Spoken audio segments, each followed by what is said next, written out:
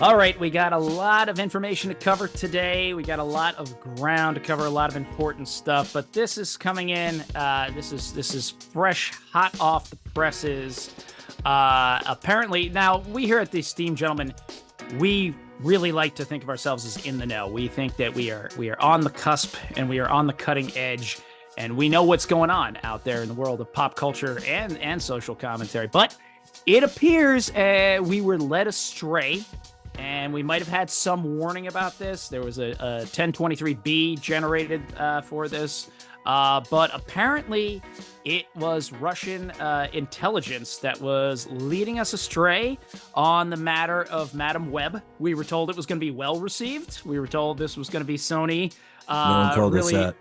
really making, that things are going to be good. So we came out here and we tried to get ahead of that. We said that Madame Web was, I don't know, taking bribes from a Ukrainian oil company, and we had all this information for sure. And then sure enough, the next thing you know, it's all gone up in our faces. So we're just going to say that we were led astray. I'm going to start off by saying that we were led astray in that particular category, and Russian intelligence, man, they got us again. It's pretty bad. It's pretty bad, because I believed that Madam Web thing. I was ready to go. I had my tickets all purchased and ready to take it, and then next thing you know, because Definitely the worst thing globally happening. because that happened. But to help us out and to recoup our costs, Greg is designing a new pair of Steam Gentleman sneakers. They're gonna retail at $600, but we're gonna auction off a couple of pairs of the autograph ones with all three of our autographs on it. They'll be platinum, right, Greg? Are they gonna be platinum covered? We're gonna have a few options, yes. Okay, all right. So the steamies. We're gonna call them the steamies or the steamers. Oh, it's gonna be steaming. It's gonna be steaming, exactly. It's gonna. I figure we'll go with a platinum veneer, and then we'll auction off like 3 pairs with all of our autograph signatures on for charity, and the charity being us. Really, when it comes down to it, like that'll be the charity there. Full circle. We're a good charitable organization. Oh, welcome back. Yes, what a world. It's hanging in there. Oh, it actually is with a heavy heart. We've been away for a few weeks, but I do want to just give a shout out, or just really just acknowledge the passing of a true legend that happened while we were off in our own parts of the Steam tunnels. Mr. Carl Weathers passed away between the time of our last recording and now, and that was some heavy shit, man. That guy was the man. He, very few people could stand up there and just slap that arm right up against Arnold in his prime, and he was not backing down. Dylan, you son of a bitch! It was a handshake. It was a handshake. Just that fucking vein right there. The two of them just bam. Urban legend is they did push-ups, a lot of them before shoots. I believe it. I know a lot. I have no problem believing that. I have no problem believing it. And it goes to a certain. It's more like a suburban legend. It's actually a little less. Less all right. All right. Fair enough. And it has access to the urban legend. It's easy access. Good schools. Good schools. Suburban legend.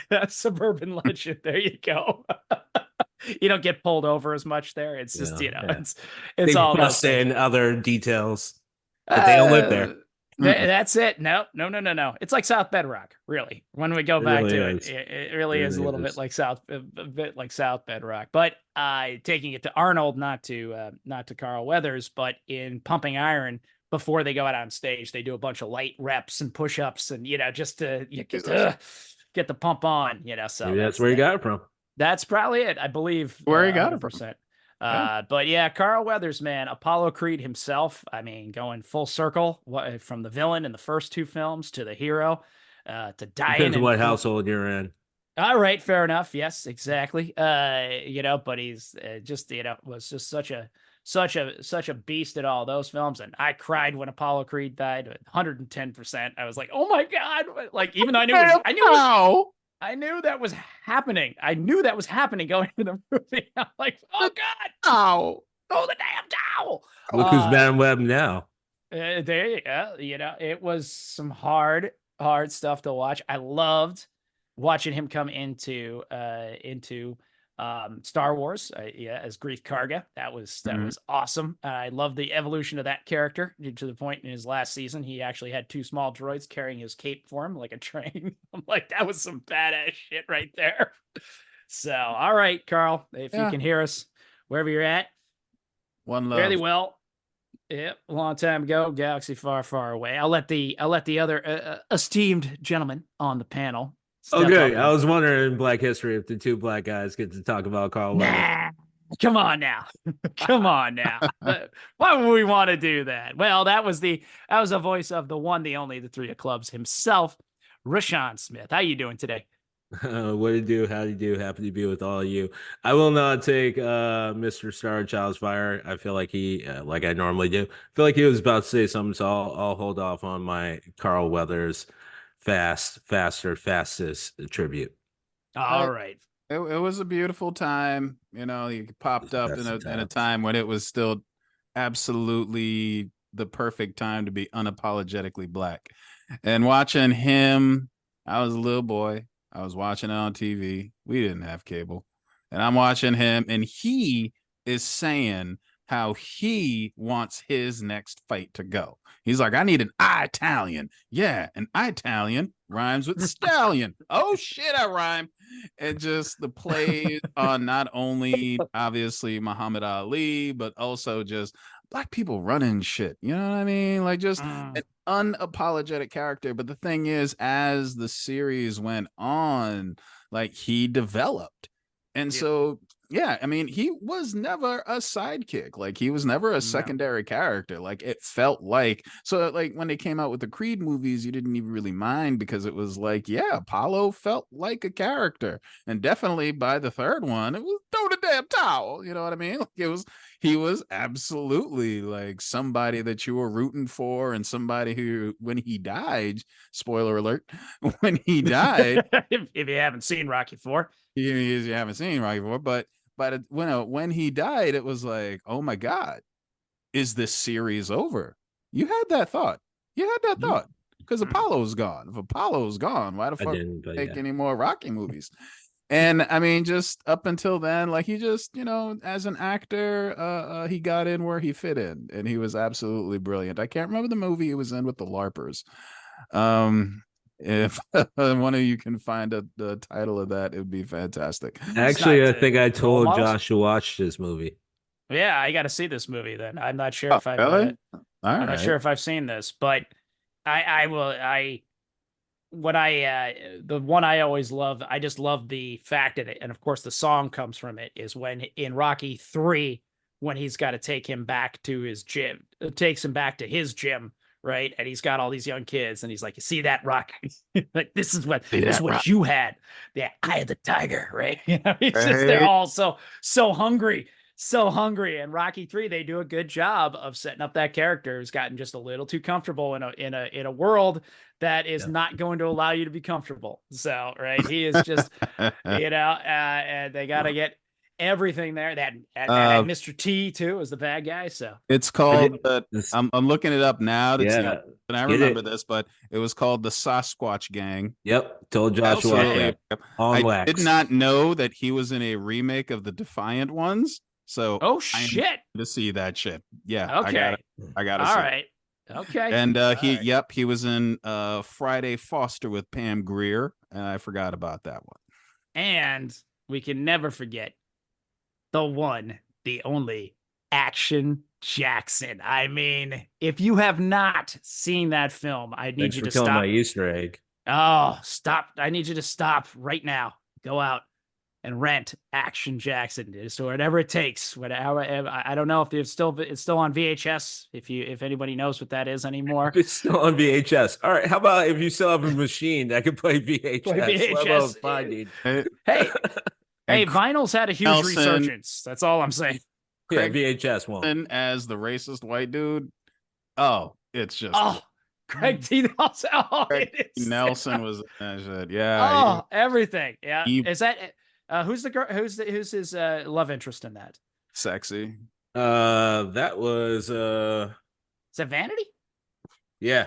It's Vanity. Okay. So, I mean, that's just had it. Yeah. Again, just what a hell of a time. What a hell of a time, as you say. Yeah, when it was fantastic and get to be unapologetically black and beat the hell out of Craig T. Nelson. Unapologetically black. But that, of course, the way it is. Oh, go ahead, Rashad. Huh? What? Oh, well, I thought you wanted to say something. Sorry, didn't want to. Well, I mean, I do want to have my piece of the Carl Weathers tribute Go too, for it. but I Get didn't on want in to there. jump Get in. on It in seemed there. like you had a point. No, you get on in there. Jump on in on the Carl Weathers train. Let's do this. All right, well, go ahead and in post add in knuckle cracking because these little sausage fingers can't crack a fucking knuckle to save its life. Look, the thing with Carl Weathers and like all of us, I hope that he has gone into the infinite as peaceful as possible. And for those of us who have buried loved ones, I actually hope more for the people he left behind that they find rest, peace, and solace. Because it's when people leave, it's not about them. They're gone. They're past this. They're in a whole nother realm if there exists one. It's the rest of us left to mourn. And then my heart goes to those closest to him. And I say that because, like the two other gentlemen on this podcast, I grew up not only loving the man, but in some ways idolizing him. However, I do want to give a different perspective of growing up in an unapologetically black household in the 80s and the 90s with Carl Weathers in the background. A couple things happened. One, you kind of lose sight of the fact that the man's an actor because in some cases he's kind of like a default uncle. Like there's plenty of black fathers in the 80s and 90s who just basically pointed to him like, yeah, Uncle Carl said, and half of us weren't even questioning. We're just like, all right, yeah, I was on show up because that's gonna be a problem. Right. Other things. Eddie Murphy actually touched on this. The Rocky franchise did not land the same in some households. So while some people saw Apollo Creed as the villain, and understandably, the rest of us saw him as a very tragic main character of a movie who keeps getting fucked over by someone who has no business beating him. Like, no business. Even in the movie, the other character's like, I shouldn't be beating this guy. I mean, all I want to say is in the first one, he beats Rocky. Just to be fair, to be truthful, everyone forgets that. The only thing is Rocky just goes the distance. That's all he wanted to do. He didn't want to beat him. Just wanted to take the beat. None of that shit happened. And because of that, I grew up not only hating the Rocky series to the point that Greg actually makes a lot stronger points than people think. I did not think that Ford was over when he died, only because I knew the series who it was about. Like they're just using this black guy to make the white guy look good at every single turn. That's all we're doing here. So yeah, we're gonna kill him off. Obviously, that's gonna happen. I kind of saw that coming right before I even got to that part. I got that. However, fun part is quick little story about Rashawn Smith. I actually grew up kind of hating Predator because I would not accept the fact that he was actually the villain. I would not accept it. I was like, you know what? Fuck you. Fuck this movie. I mean, it's awesome. I definitely loved it. It was a love-hate relationship growing up. I mean, how are you going to beat the Predator? It's such a great movie. It's one of the best movies ever made when it comes to action films. But still, why is Carl Weathers got to be the bad guy? And on top of that, if you follow the rest of that movie, every single black person, which is like only two other people, they kind of run the same gambit of like just not only being bad, but almost like being stupidly villainous in their actions. Like, come on, man, you're just gonna stare down this alien that just wiped out half your platoon, and you're gonna be like, I'm just gonna shoot into the woods. I mean, I love you, Bill Duke, but dude, you had your arm. You're supposed to die. And Carl Weathers is like, why does he have to be the sneaky agent? Why can't this guy over here, Shane Black? He wrote the fucking movie. How come he can't be the sneaky agent? Right? So like, it was kind of weird, and sadly, I think actually, I'm not going to talk really much about this. It kind of sounds like our Birdman might talk about this, but Carl Weathers also fell into a sad trap that I think also needs to be talked about when we talk about actors of his era. the black actors of his era especially, is when you actually think about it, part of the reason why a lot of us know Carl Weathers, similar to part of the reason why a lot of us know guys like Hudson. God, I can't believe been a long day at work. Ernie Hudson.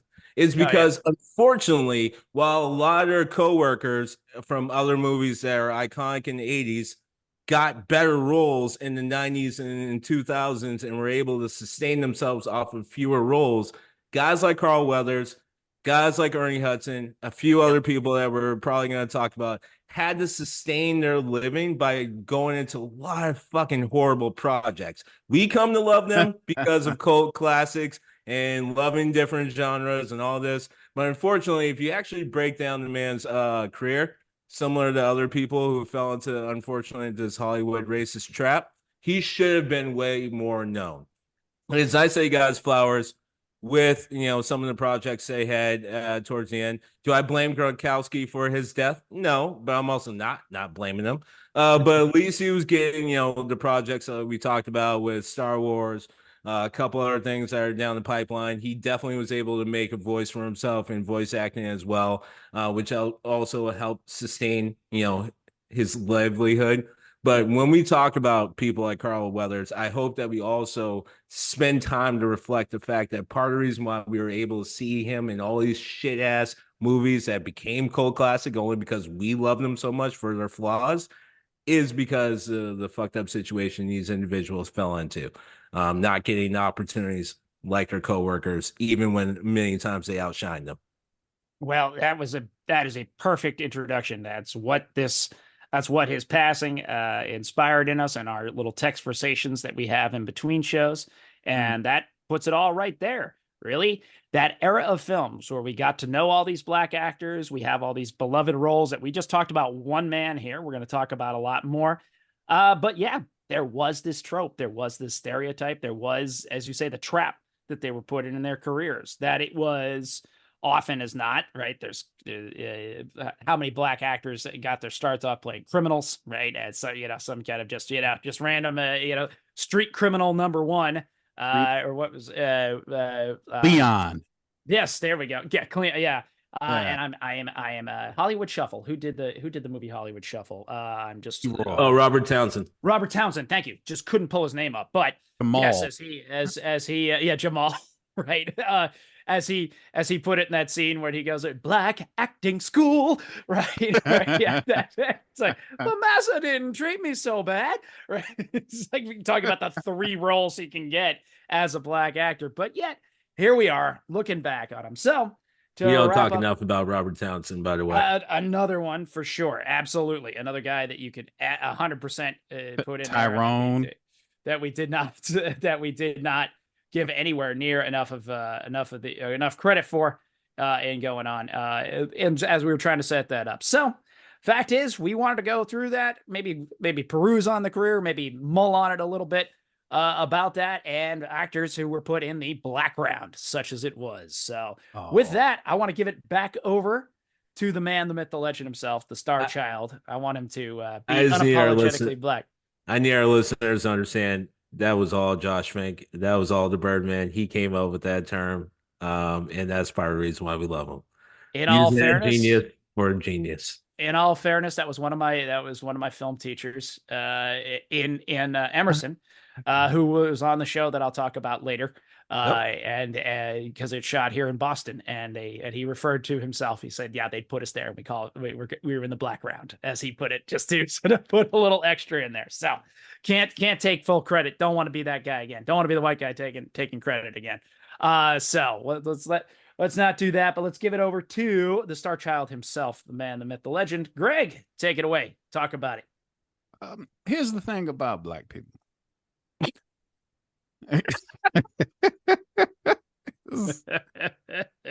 something you gotta learn. Something you gotta learn. If you're gonna have black people in your life, all right, black people. And this is not, just an invention, just for this moment. You know what I mean? Like black people do shit. This is true. Black True people story. do things. True story. True story. Yeah. And the thing is, it's like, even when you think black people are the sidekick or the cameo, it's like, are they really? Are they really? Are they really? Because as much as conservatives and racists likes to talk about black people stealing stuff, you know what black people steal? The moment. That's what black people steal. Black people steal the spotlight. Black people definitely steal the opportunity because they know they got to throw themselves into it because they know, like, yo, this is you got to make everything a springboard because your springboard is like 5 stories lower than this other guy's springboard. So they do it. And so they kill it every time. Because when my first thoughts when we were gonna do this thing is like the black informants. Remember the black informants from shows like there was Sporty James on Hunter? Remember that shit? Oh yeah. Sporty James, Huggy Bear Bear on from Starsky and Hutch. Starsky and Hutch. You know what I mean? That was exactly it. You know, like those two characters specifically, they stole the show. Didn't nobody really want to be Crockett? Like, okay, yeah, he was the white guy and he was there, but no, Tubbs was the cool one. So it always ended up being a situation where absolutely black people, they're going to steal the show every single time. Not to say that there weren't opportunities where there clearly were sidekicks. You had Alfonso from Silver Spoons. Why? All right. Why was he there? TC from Magnum PI. Why? Like, why are you even here? You know what I mean? Or the dance in both cases. I'm about to say Alfonso could dance like Michael Jackson, which got him some street cred. Whoa, easy. See, you just made this last longer. You fucked easy. up. Easy. let's not go too far. I don't even know if you're allowed to say that shit. Like, nah. You know, or Nell Carter. She was supposed to be the, sidekick, but it's her show. What you mean? Like, Nell 100%. Carter carried that show absolutely. You 100%. know, or the thing that got me was Mr. T on the A-Team. B.A. Baracus. He felt like a sidekick, but it was like, no, the one you remember the most is Mr. T, maybe Murdoch, but you definitely remembered Mr. T more than anything else. It was his show. It was his show. He stole it every time. And then I want to have a special shout out for black sidekicks on black shows. Okay. There you go. Willis, y'all. You Willis. did cross my path. Right? Willis. I did. Oh, see, I tried not to. No, it's cool. Yes. Yeah, shout out to Willis and Rerun and Sandra. Like, all of them, like they had to absolutely be, in the back. I mean, it's not easy to follow, Sherman Hemsley, but I love how Marla Gibbs went from being his sidekick / more of the comic relief, and then went on to 227, and then basically just got a show of sidekicks. Like, everybody was her sidekick in 227. Even the old lady by the stoop. I don't remember what her name was, but she was absolutely the old one. But that's what most. She was that age for like 20 years. Right? Seriously. And Rerun was just the perfect sidekick. Like, he just came on, laughed, made everybody else laugh, and then was just kind of popping a lock. Yep, popping and locking, and then just went over there and never got sex. Like, he's just gonna go over there and never get sex because he's Rerun. Rerun ain't getting any sex. And then I don't know what to make of Bookman. I don't know what the fuck Bookman was. I feel like Bookman was the family's sidekick in Good Times, but still, he didn't have to be there. I don't know why he was there, but Bookman, didn't he help maintain the building? Wasn't he like part of building maintenance? Yeah, but he sucked at it. I mean, well, okay, yeah, all right. That was a joke. Yeah, like but similar to Schneider on One Day at a Time. Like whoever's the building super is just terrible at it. Yeah, I always thought Schneider was the white version of Bookman. Yeah, fair. I think that's totally fair. I think chronologically speaking, absolutely. I'm going to fall into it because, I mean, there's so many. I mean, even the black dude that is the other FBI guy in Die Hard. It's like, why are you here? I was in 8th grade, you asshole. Yeah, exactly. I mean, Die Hard had double black side. We've talked about that guy a few times. That dude, and then there was, what's his name? The cop. Val Johnson. Reginald. Reginald L. Johnson. Yeah. So it was like, you doubled up on the black sidekicks. I'm impressed. It was amazing how Ernie Hudson was a sidekick to 3 people in Ghostbusters. Not a lot of people can pull that off, but well, I'm gonna get my own lawyer. Right. I have seen shit that will turn you white. Right. Don Cheadle as War Machine in Iron Man 2 and the Marvel movies. I thought you were gonna go with Boogie Nights. I don't give a shit what you wearing, motherfucker. You a sidekick. I don't care. You can put as many guns on that motherfucker as you want. You a sidekick. All right. Especially when you get shot out of the sky by a fucking like dart. Mm-hmm. Yeah. I know. Now the brother's impudent. I know. And then of course, we're gonna take a moment to appreciate the fine works of O.J. Simpson in the Naked Gun series, because that happened. That happened. Yes. That happened. Yep. Yes, that definitely happened. I think, there was no better black sidekick in film than Bubba Blue in Forrest Gump. Come on. Whoa, we're going there? Come on. Like 3 minutes. You got 3 minutes left. You're Bubba. going there? Yeah, Bubba, man. Bubba was die hard. He didn't even need to know shit about Forrest Gump. Forrest Gump didn't say anything in return most of the time. Like, he was just like, hi, you my friend. And then we just went. And I thought that was like the purest black sidekick, because you don't know shit about this guy. You don't know anything about him. You just know like he's the white dude who like isn't freaked out by you. So he must be your best friend now. Kind of came down to that back then. I know, right? And I want to talk about a body of work also really quickly, because I feel like 2 people, Morgan Freeman and Chris Tucker, both of them usually end up sidekicks that steal the show. Because Chris Tucker, you got Friday, you got Rush Hour, you got The Fifth Element. All of them, they're fucking right. They're all fucking sidekicks. But let's be honest. In Rush Hour?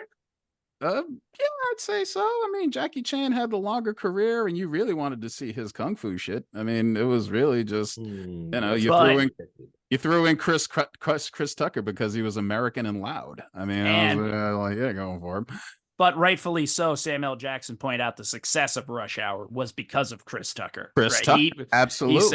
He said black people are going to see this movie because of Chris Tucker. That's why it is so popular. Yes. Yeah, exactly. And then, interestingly enough, Morgan Freeman from Shawshank Redemption to Unforgiven, arguably Glory, like just this old refined black actor just always ends up, just kind of next to some white dude because reasons. Don't know why. It just kept happening to poor Morgan Freeman. And then lastly, but not leastly, I want to give a special, shout out. Something we somewhat touched on earlier a second ago. I want to give it out to Jules Samuel L. Jackson from Pulp Fiction. People thought that this was going to be the movie about the guy who was in the Talking Babies movie, or maybe about the guy from Die Hard. Nah, man. This was Jules Winfield's movie. This was 100%. Samuel L. Jackson. And it really sent him, like, he had a long career before that, but after that, he was a superstar because he absolutely took that and fucking ran with it. And you know what? For you, Josh, I'm going to go ahead and leave on Sebastian the Crab. There you go. I'm gonna leave it on his terrible voice and his giant bottom lip and all of his Look, man, Kiss the Girl is fire. I don't Kiss care the Girl was fire. Kiss the Girl was fire. I do like that. I do still like Kiss the Girl. That is fire underwater. That is straight up oxidative fire underwater. I mean, Jermaine, I'd have let that girl just figure out her own destiny. She'd be all right. All right. Only in a fucking bitch, you gonna be a movie, fish. only in a Disney movie could they be like, oh, this white girl is gonna go be a princess, and then be like, oh, we have to keep her safe. Don't say a word to him. All right. Don't say a word. Yes. Talk about Bubba Gump. Right. I mean, what did he do except almost get himself cooked by a fat French chef? So it was all right. But the point was, he was there for her, so full sidekick status. Bang. I have to say that when you were talking, now that you're talking about Sebastian the Crab, Jermaine Clement gives him a shout out there's an after credit scenes at the end of Moana. And he is on it. He plays Taratoa, I think is that how you pronounce it. He's a giant crab-like god, and he's been knocked on his back, and he can't by Maui, and he can't move. And he says, "Oh, if I was a cute crab like Sebastian, you would help me." So he was definitely feeling the Sebastian vibe there. But some serious facts there about Morgan Freeman when I think about it, because really, Shawshank is his movie. Let's be honest. Like, if you don't have Morgan Freeman narrating that sucker, I mean, it's just another kind of subpar prison drama. Right? Tim Robbins movie is what you meant to say. A subpar Tim Robbins movie. Oh yeah, totally. Yeah, absolutely. Typically happens when you don't put someone strong next to him. Yeah, no, 100%. Like, shout out to Martin Lawrence. By the way, can you be a sidekick in Glory? Can you be a sidekick in an ensemble cast? Because I don't know, like everyone basically shared the screen. Shit, it's tough sometimes. The racist Irish sergeant got 5 minutes. Martin Lawrence, who's the sidekick in Bad Boys? Well, that's the big. I would have to say the captain.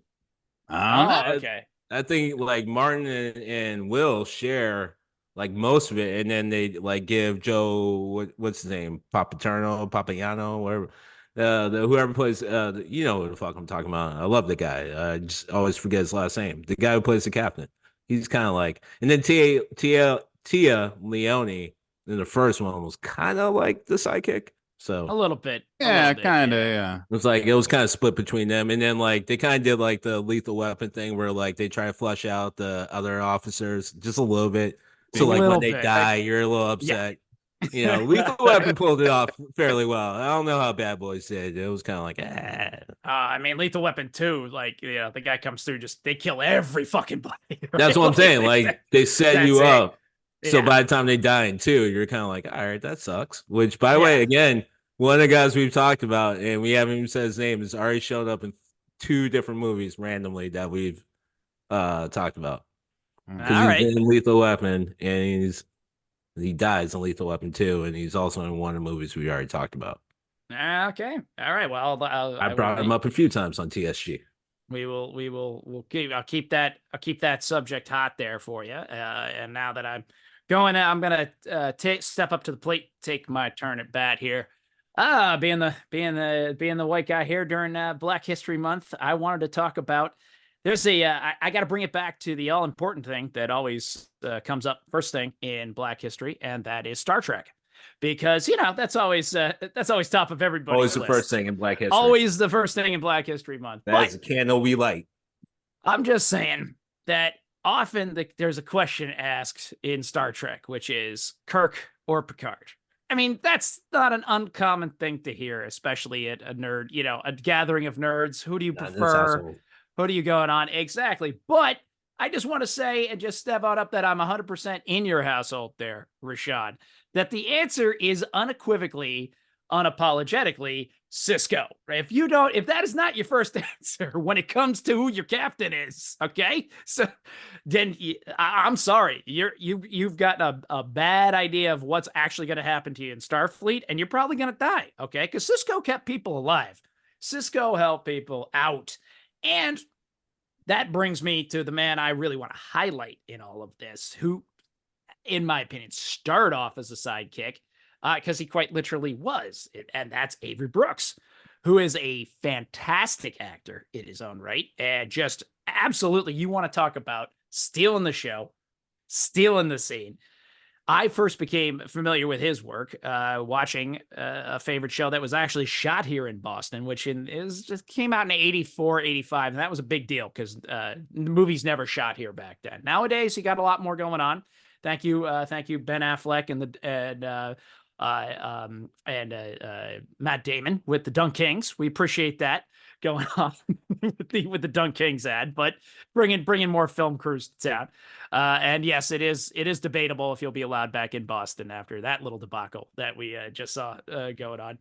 I was just But going to point out, you actually want to thank the governor who gave us statewide health care, because technically he's the one who gave Hollywood the tax credits that made him start showing up.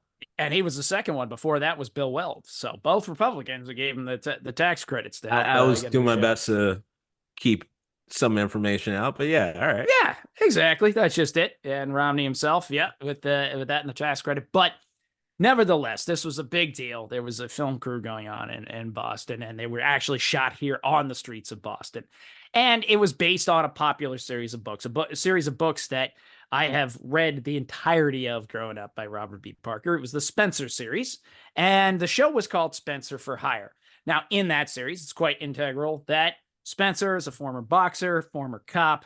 Yeah, you're just kind of supposed to be your typical Boston Irish guy, though interestingly enough, he grows up in Montana, and he, kind of has that. He kind of has that tough everyman ranch thing, but he's sensitive. Like he's a bit of like he's not like he was anti-toxic masculinity before there was toxic masculinity, in the sense that he was raised by his dad and his two uncles. His mother had died, and so therefore he explained at a time long before that this was commonly talked about that he learned how to cook for himself. He learned how to clean and do all those things, and he was never taught about women's work. He was just taught about work, and that for the time, especially in the 70s when he started writing, sort of set him apart as that adventurous character. But his sidekick, for lack of better terms, was a dude named Hawk, and we don't know a whole lot about Hawk, except that he used to be an enforcer for the mob, or still kind of is from time to time. Kind of the one who shows up, particularly for bookies. He used to show up and occasionally have to do collection, but he also helped Spencer always. He always was helping him with his connections to the underworld that he needed to solve his various cases. That being said, he was always a great character in the books and always just so well done and represented and out, and you always wanted, like, I knew I would be, knew I could shoot to be Spencer in my life and tried my hand at boxing and lifting weights and sort of living my life in that sort of self-contained way that was always in there. But I wanted to be Hawk. I mean, everybody wanted to be Hawk. And you really wanted to be Hawk when you saw Avery Brooks, who again was not the main character of the series, show up. Dude had his hair shaved all down, looking all cool, had the ultra trim goatee going, and even had a particular way of saying Spencer, which obviously that's never in the books, right? He puts his own moniker on that, and again, and absolutely, as Greg was alluding to, this is a man who completely steals the scene, steals the show, and becomes the absolute heart of the show. That there's no point, again, just like we were saying about Morgan Freeman, if you take him out of that series, you've just got another very subpar series from the 80s about a private detective that no one would give a shit about. Like, there's just nothing interesting. They got about 3 or 4 seasons out of it, and then they made a couple of movies that were more closely related to the books after. Honestly, the author, Parker, loved him, loved his performance as Hawk, always said he absolutely owned it, embodied it, and that was that was what he had in mind when he was writing that character. Robert Urich as Spencer, nice guy, but was always known as not so much. Actually, the Robert that Robert B. Parker wanted was Robert Mitchum. That's how he always saw Spencer, because especially as a boxer, and he had that kind of puffiness around the eyes and the broken nose. He always felt that Robert Urich just looked too pretty for the role. He always just said, yeah, he's not a former boxer who's actually had some time in the ring, right? The guy just his face is just too untouched. He's just a little too handsome for it. So that was always, I am so glad, and I can only hope that one led to the other. But that's why I was always so glad when they made Deep Space Nine that he got the role as Captain Benjamin Sisko, because finally he got what he deserved in that respect, that he got to lead that show. And really, again, without his performance in there, without him playing Sisko, you had a lot of science fiction coming out at that time. You'd had Next Generation. Interestingly enough, you had Babylon 5, which is another great series. that does have some strong performances from the from the people you think are the so-called sidekicks in it. But and interesting, also, little side note, Babylon 5 apparently was pitched first and was pitched at Paramount, and they turned it down. And the guy managed to get it made on his own, but he really was always quite convinced that they stole the ideas from him for Deep Space Nine. So it's always one of those contentious things in Hollywood, is like who pitched who first and who pitched what. But nevertheless, without it, all of those performances, I think, are not going to rise to the level that they did and make it that kind of classic Star Trek series that it became. So 100%. I am Team Cisco. He got his own ship there. He got the Defiant by the end of it too, as well as the space station. So he was kicking ass on all fronts. He was raising his son because their mom had been killed by the Borg. So there he is. He's single dad, doing the work, running the space station, trying his best to sort of keep all these alliances and trees together. And he's the chosen one from a mystic race of people in a wormhole that's right next to the space station. They're managing to bridge all these distances between beings and people. Also, he's the one who finds out just how bad some of the stuff is on the other side of that wormhole and what's coming through it. And he's the one who alerts the Federation, who doesn't want to hear it, by the way, about what's going to be coming through. And, and he's the hero of the goddamn Dominion War. So, yeah, if it took Hawk to get at that, he steals the scene as Hawk. Absolutely, as I say, makes the show and then gets his own show and finally gets to step up and get his. Well, we're really glad to do it. So there you go. Avery Brooks. Haven't seen you for a little while, but a big salute. Hope you're doing well out there, man. Hope you're taking good care of yourself. He's also in one of the most underrated action movies of the late 90s, as the father of one of the protagonists, The Big Hit. Oh yeah. Okay. Fair. Fair. Another reason to watch it, people. Yeah. Big Hit. He's been in a lot of stuff. I mean, mostly it's like you love that new generation of captains because they weren't just chasing pussy. Not that I don't agree with sexed up Star Trek. I don't have a problem with sexed up Star Trek. Looking at you, Riker. But the fact that they took him, number 2 for nothing. The fact that they took him and made him like the sage captain.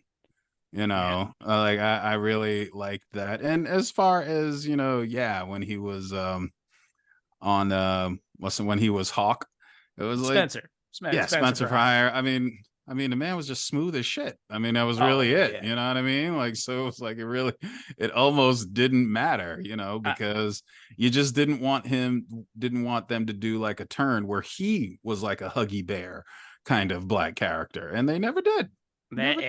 My favorite, 100%. Two of my favorite Hawk lines ever. One, when they were in Chinatown and they just had to beat some guys up, him and Spencer. And I forget exactly how Spencer sets him up, but he just sits down. He says, "I am a liberal." It was just so, I forget exactly how the setup went. And then a little more stereotypical, but I still loved it because he owned it.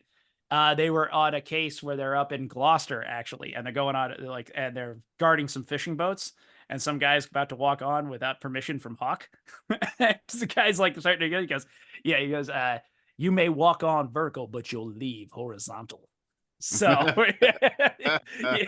yeah, he's got those mirrored shades and shit. He means it too. He was smooth as shit. Yeah, he was unbelievably fucking smooth. So there was.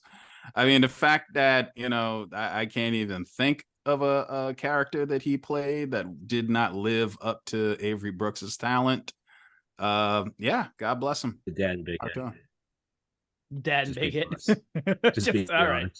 All right. I mean, he was the principal in American History X, and I was just like, yeah. I forgot about that. Fantastic role for him, too. All.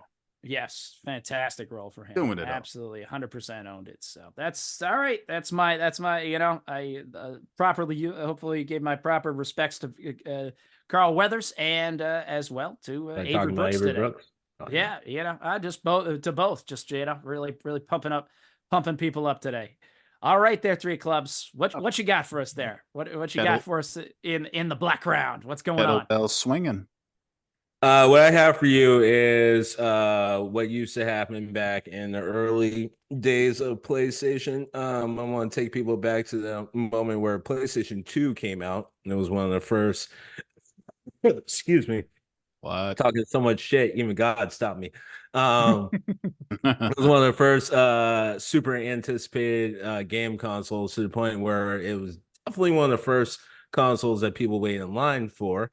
In some cases, hours, and in a few cases, days. And for some of those people who thought they were going to circumvent that, they got a box and a promise. Now, what that box and promise was different for everyone when they got home. Some people didn't wait till they got home and found out that promise wasn't exactly what they wanted. Some people did and also found out the promise isn't what they wanted. Why am I bringing that up? I'm giving you that box. So here we go. Now, if we had to start, I'm going to go ahead and start by just pointing out, if we had to, gun to the head, make maybe Mount Rushmore, no offense to the actual name and the mountain it took over and the people that it affected, not my call. But anyway, not getting caught in details, if we had to make a Mount Rushmore of early... Nobody was blaming you. Some will, man. We know the internet. You know, we're gonna be like 3LC named it. Which actually, now that Greg has got me off my damn game, which wasn't that strong to begin with, I actually wanted to pivot to a different point that I was gonna make. That I totally lost it before thinking about this. Thank you, Greg. So the funniest thing about black characters, especially the sidekicks, now I'm going to focus on the 80s and 90s because, frankly, I wasn't around for the 70s and I didn't watch a whole lot of the 70s stuff. Sure, we already talked about it, but I'll focus on the 80s and 90s and early 2000s. The funniest thing about those black characters is it's easy to boil it down to the simple truth that I always grew up with, which is every little white kid out there wants a big black friend. It just really comes down to it. It just there's a lot that goes into the big black friend, and we actually already identified how it plays out more often than not by pointing out the whole Forrest Gump situation. Like that's actually how it ends up going. Like you just look at this guy, and you're like, all right, he kind of checks all these different stereotypical lines that I have in my head. I'm not really gonna hit him with that, but he's filling that up. Oh, and now he's saying something cool. Now he's actually not, picking on me. Now he's not doing all this. Oh, now no one's messing with him. So actually me standing next to him is actually better. And when you break down a lot of the characters that we watched in those movies, it kind of boiled down to that. So leave that for what it is. And we can kind of make some ties to that. Maybe I will, maybe I won't. Again, it's that shiny new box that could have some bricks in it, could have some shit, could have a PlayStation 2 in it. So pointing to that, and by pointing to that, I mean nothing to do with that at all. If we had to make a Mount Rushmore of these characters that we're talking about, I would posit the following. One, definitely the aforementioned and sorely missed already, Carl Weathers, for a multitude of reasons. We talked about Predator. We've talked about the Rocky series. We've talked about Action Jackson. But, however, as I've already talked about, the 90s is filled with a lot of movies where he had to be in. And frankly, it was kind of the only thing kind of saving some of these movies. So he has to be in there for a lot of reasons. And because of how we all reacted to not only his passing, but when he shows up in popular series. It's rare that someone like Carl Weathers would show up in a popular series that's well received amongst its fan base and it not be received well. To Greg's point, his character was so damn strong that the best sequel of one of the best movie series ever to hit America's cinema, Rocky, whether you like it or not, I'm one of the people that don't really like it, but the best sequel they could produce had nothing really to do with the main character of the series. It had everything to do with the side character, Carl Weathers' character. And to Greg's point, got way more emotional response from all of us when we went to go see at least Creed. I actually haven't seen the 2 or 3, but whatever. We also talked about another person I would argue needs to be on Mount Rushmore, which would be Ernie Hudson. Same reasons that I just talked about for Carl Weathers. A little different on the comedic side for a lot of different reasons, but same thing.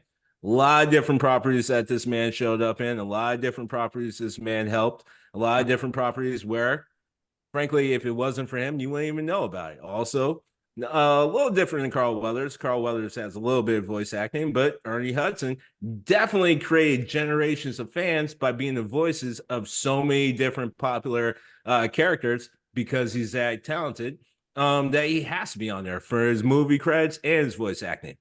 Number 3 on the Mount Rushmore. I'm not sure who this would probably be the Teddy Roosevelt equivalent, just because of the whole what I'm about to say and just smacking the shit out of people.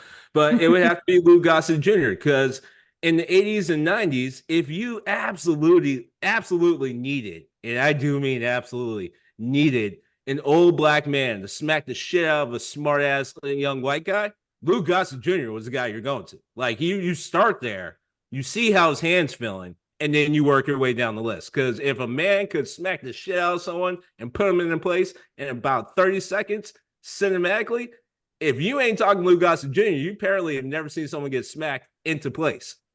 If you don't want your DOR. I want your DOR. If you don't believe me, ask Richard Gere. He's so damn strong. He had Dougie from Iron Eagle 2. I mean, Iron Eagle, not even show from Iron Eagle 2. Dude was like, nah, man, you go ahead and kill my character. I'm good here. I'm all right. Good. Jason Garrett's got it. We're good. So that was 3. Number 4, this is the George Washington of the Mount Rushmore, meaning the impact is great, but not as much as we would like to think, as far as like different properties, but the impact is so great. We still hear his voice in a lot of different ways. And that would be Mr. James Earl Jones. He is the voice that we all can hear. And if you want to pleasure yourself with some awesome kick-ass medieval type movies, you got to watch Conan, which, as Greg has brought up a few different times, iconic in his not only his presentation, but so damn badass. There are plenty of people who watched that movie and did not root for Conan. There are plenty of people who watch that movie still and kind of like that guy, the snake. What was he? Snake King? It was a cannibal snake cult. Yeah. A lot of people are like, I don't know. He kind of made some good points. Like he had a Thanos effect before Thanos. Yeah. So he has to be on there for the Rushmore. But again, we're talking 3 clubs. So I'm actually not even going to focus on any of those guys because I want to bring attention to the 2 other people that should be brought up when we're talking about this subsection of icons. I don't know what we're labeling this as, actors, influencers, whatever the fuck. So I'm sorry with 1, and we brought him up multiple times, and you guys thought I was kidding, but it's Grand L. Bush. Grand L. Bush is a man who I've brought up multiple times because you could be watching almost any property in the 80s and 90s and randomly this dude's showing up. And not only is he showing up, he's just like walking through your scene. Like literally, there's movies where he has 5 lines, there's movies where he has 5 minutes, there's movies where he has half hour. But he is there. It is random as shit. He's in Free Jack. You need him. He's in Die Hard. You need him. Shit, he's actually in a 007 movie, which, funny enough, brings me to the next person I want to point out, which is Al Matthews, who you may know, or the rest of us may know, as Sergeant Apone. Now, Sergeant Apone, even though does not, spoiler alert for anyone who wants to watch Aliens for the first time now, good job almost making it 40 years, but anyway, if you somehow made it that far, you're going to recognize that, holy shit, that's the guy from Halo. Yes, because his character was so iconic, to Greg's point, and Josh has brought this up a few times, so masterful in taking over his role and performing his role, that his character, no other character from that movie, his character has been replicated multiple times. And it's very recognizable. Everyone knows as soon as they see a drill sergeant that's black and getting up in your ass, especially with a half-chewed cigar, that's Apone. Well, you can call him whatever you want to, but that's Apone. So shout out to Al Matthews. He should definitely be recognized. And a lot more properties than we like to think. He's still alive. God bless him. And funny enough, similar to Grand L. Bush, James Bond loves him. He was in a 007 movie too. Damn. Which one was he in? Come on, man. All right. I guess I'm the all right. I barely got this far. Yeah, I'm the James Bond nerd here, but all right, come on, people, you know the drills, assholes and elbows. Let's go. I'm muted. One was GoldenEye, and the other is. I was just looking at it. Yep. Oh, good. GoldenEye alone. License to Kill. Well, all right. Okay. So Grand L. Bush and License to Kill. All right. So fantastic. Good. Good pull with Sergeant Apone, because he 100 absolutely. Again, I'm on the 100% kick today. That's my verbal tick. But as soon as they wake up out of the pods, you know who's in charge. That's right. And I was wrong. Al Matthews was in Tomorrow Never Dies. Sorry. Okay. All right. All right. Still some fine entries into the category. And you're right. That should definitely be up there on some Mount Rushmore. We got to get to carving. We got to get to some work here. Got some serious work to do, and some. Well, they wouldn't be on it, because here's the deal. I left out a lot of people like Normal. And by the way, we were talking about black shows. I feel remiss not bringing up Insecure. I think Greg did, and also Black Girl Comedy. I did bring up Black Jesus. There's a bunch of other shows. Keep watching them, people. But here's the deal. I could have brought up a lot of people. I didn't bring up Wesley Snipes. I didn't bring up Sam L., who definitely needs to be brought up in a lot of these conversations. Lawrence Fishburne. There's a lot of people that should be brought up, but I was really trying to focus on people who, frankly, just don't see a lot, but you do see a lot. Fair. And yeah, when I looking back on it, interestingly enough, it was my when you were talking about Sam L, and I was talking about Spencer and how I got the term blackground from my it was Dave O'Brien, actually enough, who was my teacher, and he was a gentleman of color. He was in fact one who taught me that term, but I was looking for him just in the credits of the show. And sure enough, looking back, going all the way back to Spencer for Hire, this is 1985, one episode credit, Samuel L. Jackson. No bullshit. And of course, Playing a criminal. Yeah, playing Leroy. I mean, we know at that point it's probably likely that he was playing a criminal. I just saying, if they were going that far for the name of his character, didn't even get a last name, just a single name of Leroy. Well, you'll amaze me with who you are if you look at me and said you've watched, not you personally, I'm just saying like anyone in general, if they look at me and directly say, I did not know Sam L. Jackson was in Coming to America. And it's like, okay, how many times have you seen it? Like once, maybe twice, and you just weren't paying attention. It's like, no, it's one of my favorite movies. It's like, yeah, that's problematic for a lot of different reasons. But we kind of pulls into it. Actually, I'm still a couple of minutes because again, not prepared, so I'm just gonna run with it. I did not bring up one of the best sidekicks who does not get enough credit coming out of the 80s. And it was only from one role, but he did so well. He should get so much more credit, and that's Kadeem Hardison, and I'm gonna get you sucker. He was the sidekick of sidekicks, and you know it because the best sidekicks are the one who not only outshine their boss, but prove them wrong without really getting in their way while proving them wrong left and right. And there's nothing better than when my man said, "You're whistling, Willie, come get this bitch off of me." I can't. Every time I see that, Susie asks that question. Wait, hold up. You're whistling, Willie, come get this bitch off of me? Yeah. Yeah. I wasn't screaming, I was whistling.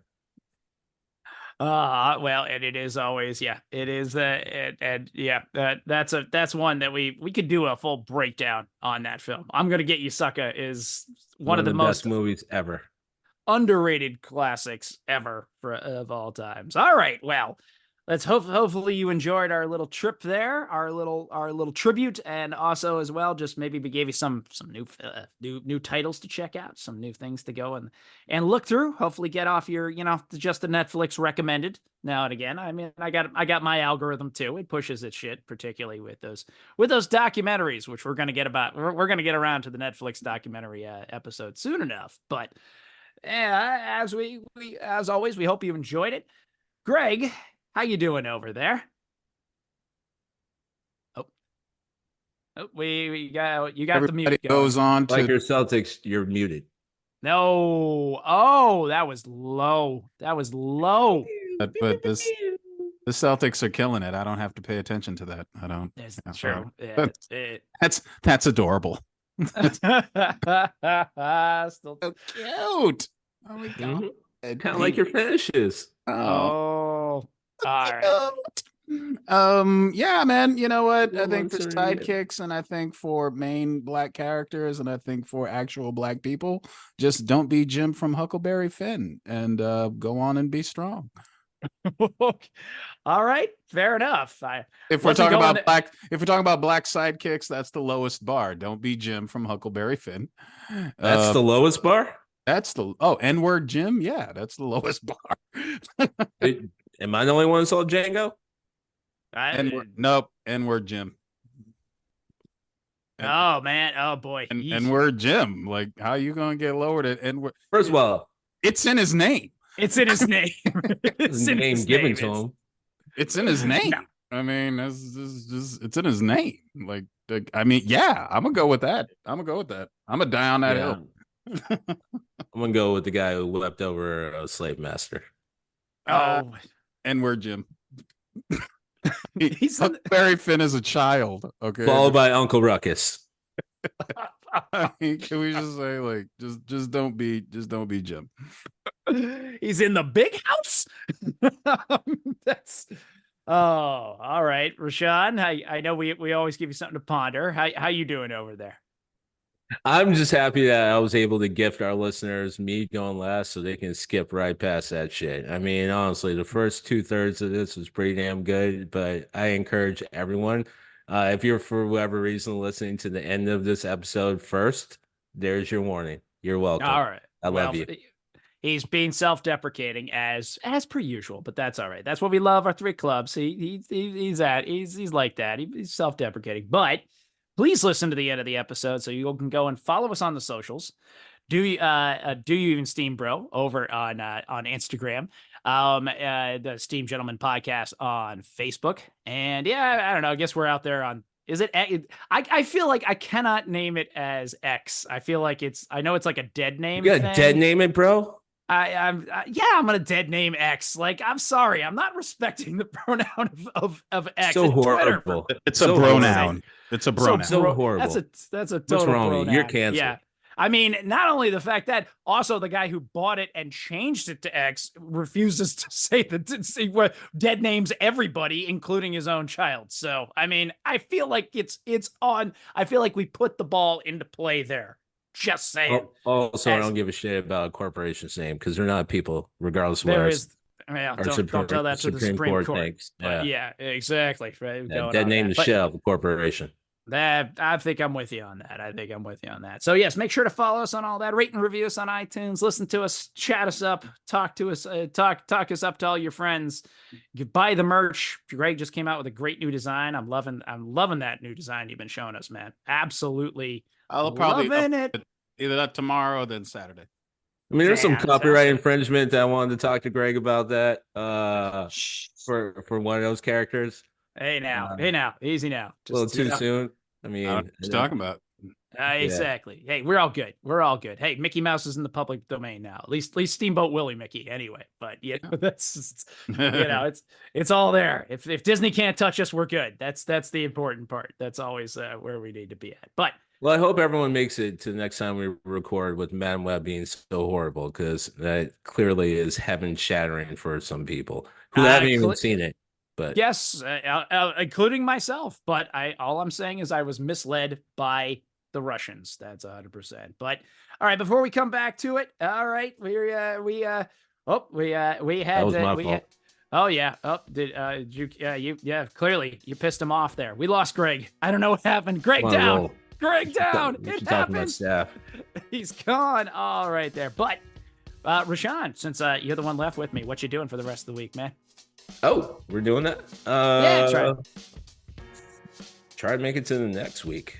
Hells yes, that's it. And I'm right there with you. That's exactly what I'm trying to do, because my kids are on school vacation this week. So that's what you know what's going on. I'm just going hand over hand, and we're just gonna make this happen. Those kids are lucky as hell to have you and Twyla as parents. Oh, you're very good to us. You're very good to us. So Anyway, yes, so we're both, Rashawn and I are here. We're going to both be trying to make it to the next week where hopefully we can bring some more of this wonderful thing, these wonderful thoughts and pontifications to your lovely ear holes.